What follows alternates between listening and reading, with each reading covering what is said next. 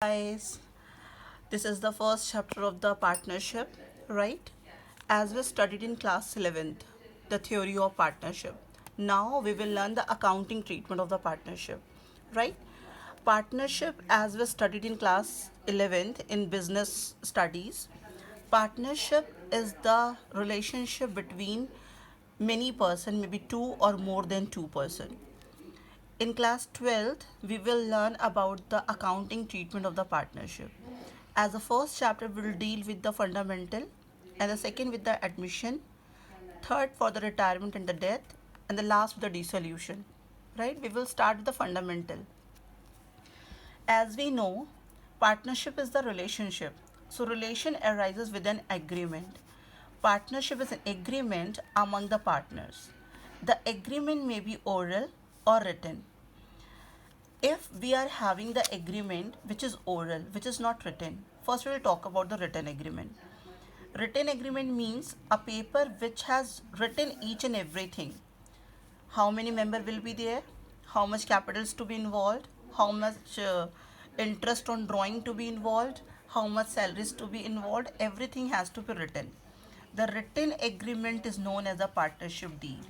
If we don't have deed, or we have oral agreement, so there are some elements which is to be followed.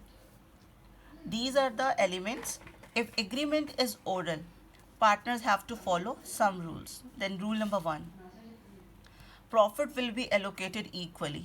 Either I have given you 1 rupee and you have given me the 1 crore rupees, and we both are the partners, but the profit sharing ratio will be equal if the partnership deed is an oral.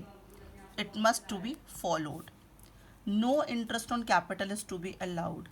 No interest on drawings, no salary, no commission. If any new partner is admitted there should be the consent of all the partners.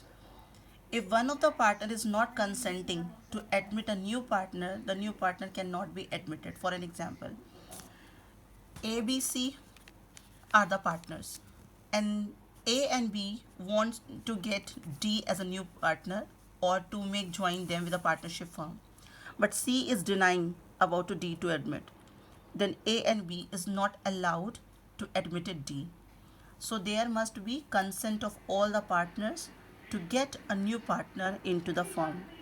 And there is a difference between the partners and the firms. Individually, they are known as the partners, and collectively, they are known as a firm. Right? Next, if any loan is provided by the partner in the firm, 6% interest as a per annum is to be allowed interest on loan. I'm repeating the things. If we are having an agreement written, this is known as a deed, we will follow the deed. But if there is no deed, oral agreement, nothing has decided, we are having good relationship, but we have to follow these rules. First was what? Profit will be allocated equally. I haven't written the loss because profit sharing is necessary in partnership. Loss is not necessary to share.